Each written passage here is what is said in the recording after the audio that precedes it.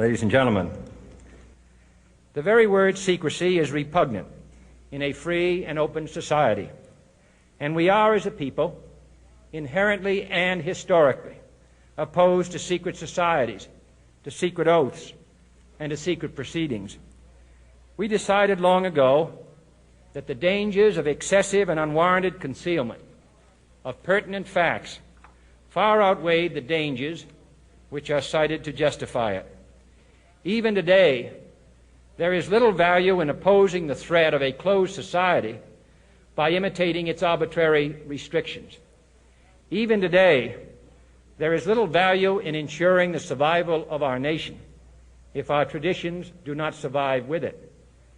And there is very grave danger that an announced need for increased security will be seized upon by those anxious to expand its meaning to the very limits of official censorship and concealment. That I do not intend to permit to the extent that it's in my control. And no official of my administration, whether his rank is high or low, civilian or military, should interpret my words here tonight as an excuse to censor the news, to stifle dissent, to cover up our mistakes, or to withhold from the press and the public the facts they deserve to know. For we are opposed around the world by a monolithic and ruthless conspiracy that relies primarily on covert means for expanding its sphere of influence, on infiltration instead of invasion, on subversion instead of elections, on intimidation instead of free choice, on guerrillas by night instead of armies by day. It is a system which has conscripted vast human and material resources into the building of a tightly knit, highly efficient machine that combines military, diplomatic, intelligence, economic, scientific, and political operations. Its preparations are concealed, not published. Its mistakes are buried, not headlined. Its dissenters are silenced, not praised. No expenditure is questioned, no rumor is printed, no secret is revealed. No president should fear public scrutiny of his program, for from that scrutiny comes understanding, and from that understanding comes support or opposition, and both are necessary. I am not asking your newspapers to support an administration, but I am asking your help in the tremendous task of informing and alerting the American people. For I have complete confidence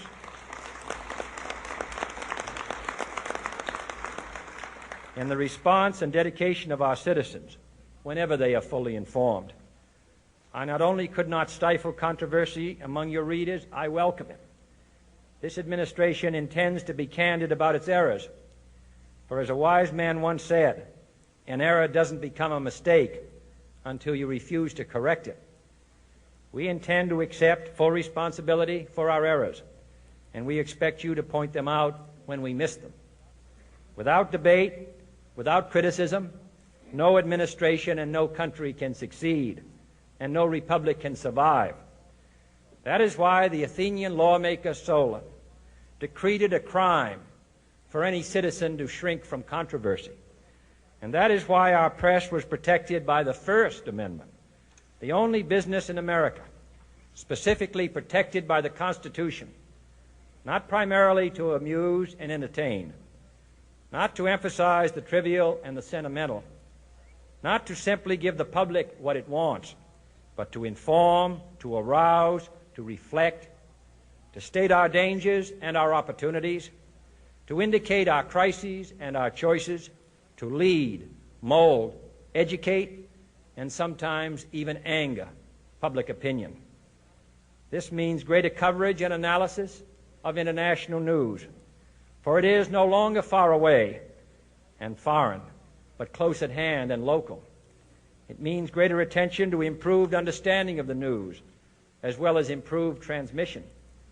And it means, finally, that government at all levels must meet its obligation to provide you with the fullest possible information outside the narrowest limits of national security. And so it is to the printing press, to the recorder of man's deeds, the keeper of his conscience, the courier of his news, that we look for strength and assistance, confident that with your help, man will be what he was born to be, free and independent.